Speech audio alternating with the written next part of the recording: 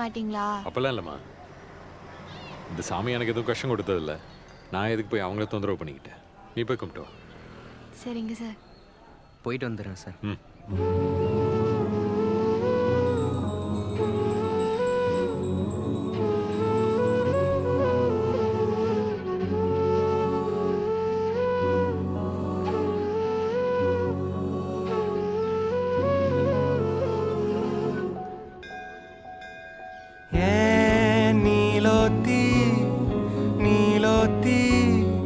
நனப்புல லாந்திர நாளாத்தி ஆலாத்தி என் உசுருல ஏந்திர முசாவ தேடி சங்கிட்ட